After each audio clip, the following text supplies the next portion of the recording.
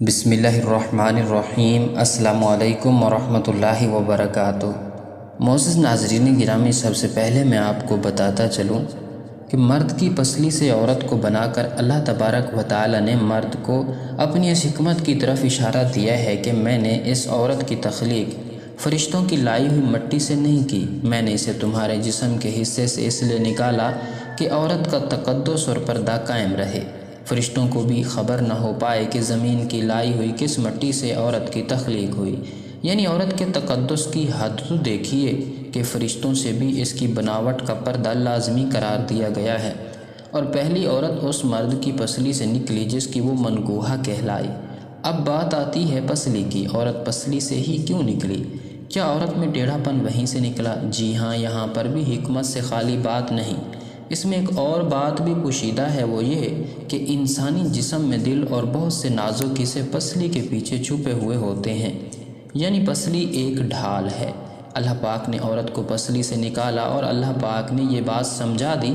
کہ عورت وقت پڑنے پر ڈھال بھی بن سکتی ہے۔ حضرت ابو ہریرہ رضی اللہ تعالی عنہ سے روایت ہے کہ رسول اللہ صلی اللہ علیہ وآلہ وسلم نے فرمایا، عورتوں کے ساتھ حسن سلوک کرنے کی میری وصیت قبول کرو، کیونکہ عورت کو پسلی سے پیدا کیا گیا ہے اور پسلی میں سب سے زیادہ ٹیڑھا پن اس کے اوپر والے حصے میں ہوتا ہے۔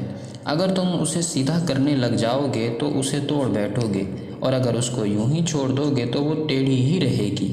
اس لیے عورتوں کے ساتھ حسن سلوک کی وصیت قبول کرو۔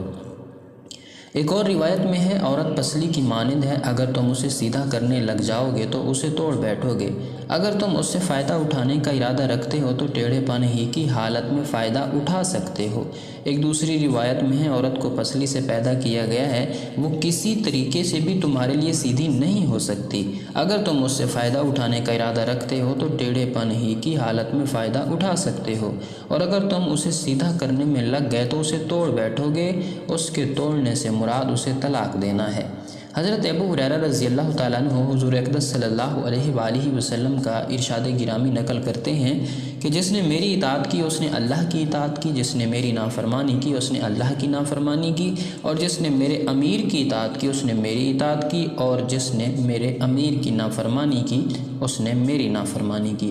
اسی طرح حضرت ابو ہریرہ رضی اللہ تعالیٰ عنہ حضور اقدس صلی اللہ علیہ وآلہ وسلم کا ارشاد نقل کرتے ہیں کہ میری ساری امت جنت میں داخل ہوگی، لیکن جو انکار کرے یعنی وہ جنت میں داخل نہیں ہوگا۔ عرض کیا گیا، اور کون انکار کرے گا؟ آپ نے فرمایا، جس نے میری اطاعت کی وہ جنت میں داخل ہوگا، اور جس نے میری نافرمانی کی اس نے انکار کیا۔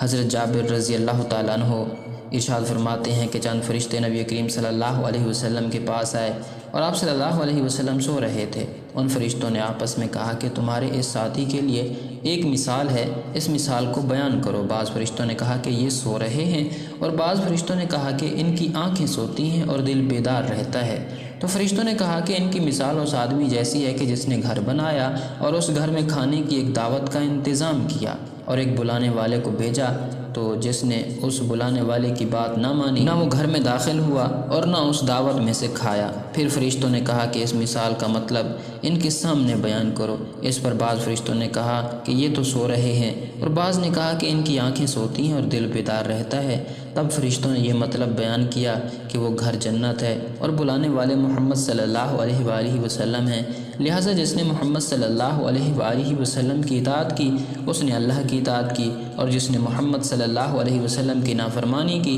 اس نے اللہ کی نافرمانی کی، اور محمد صلی اللہ علیہ وسلم کی وجہ سے لوگوں کی دو قسمیں ہوں گی، جس نے آپ کی بات مانی اس نے اللہ کی مانی اور جنت میں جائے گا، اور جس نے آپ کی نہ مانی اس نے اللہ کی نافرمانی کی اور وہ جنت میں نہ جائے گا۔ حضرت ابو موسیٰ رضی اللہ تعالیٰ عنہ حضور اقدس صلی اللہ علیہ وسلم کا ارشاد نقل فرماتے ہیں کہ میری اور اس دین کی مثال جس کو دے کر اللہ نے مجھے بھیجا ہے اس آدمی جیسی ہے جو اپنی قوم کے پاس آیا اور کہا کہ اے میری قوم، میں نے اپنی آنکھوں سے دشمن کے بڑے لشکر کو تمہاری طرف آتے ہوئے دیکھا ہے، میں تم کو بے غرض ہو کر ڈرا رہا ہوں، لہٰذا یہاں سے بھاگنے میں جلدی کرو۔ چنانچہ اس کی قوم میں سے کچھ لوگوں نے اس کی بات مان لی اور سر شام چل دیے اور آرام سے چلتے رہے اور وہ بچ گئے، اور اس قوم میں سے کچھ لوگوں نے اسے جھوٹ سمجھا اور وہیں ٹھہرے رہے، تو دشمن کے لشکر نے ان پر صبح صبح حملہ کر کے ہلاک کر دیا اور ان کو بالکل ختم کر دیا۔ یہ مثال ہے ان لوگوں کی جنہوں نے میری بات مانی اور جو دین حق میں لے کر آیا اس پر عمل کیا، اور ان لوگوں کی جنہوں نے میری نافرمانی کی اور جو دین حق میں لے کر آیا اس کو جھٹلایا۔ حضرت عبداللہ بن عمرو رضی اللہ تعالیٰ عنہ حضور اقدس صلی اللہ علیہ وسلم کا ارشاد نقل فرماتے ہیں کہ جو کچھ بنی اسرائیل پر آیا وہ سب کچھ میری امت پر ضرور آئے گا، اور دونوں میں ایسی مماثلت ہوگی جیسے کہ دونوں جوتے ایک دوسرے کے برابر کیے جاتے ہیں، یہاں تک کہ اگر بنی اسرائیل میں سے کسی نے اپنی ماں کے ساتھ کھلم کھلا زنا کیا ہوگا تو میری امت میں بھی ایسا شخص ہوگا جو اس کام کو کرے گا۔ اور بنی اسرائیل 72 فرقوں میں تقسیم ہو گئے تھے، میری امت 73 فرقوں میں تقسیم ہو جائے گی، اور صرف ایک فرقے کے علاوہ باقی سارے فرقے جہنم میں جائیں گے۔ صحابہ کرام رضوان اللہ علیہم اجمعین نے عرض کیا، یا رسول اللہ صلی اللہ علیہ وآلہ وسلم، وہ ایک فرقہ کون سا ہوگا؟ آپ صلی اللہ علیہ وآلہ وسلم نے فرمایا، جو اس راستے پر چلے جس پر میں اور میرے صحابہ رضی اللہ عنہم ہیں۔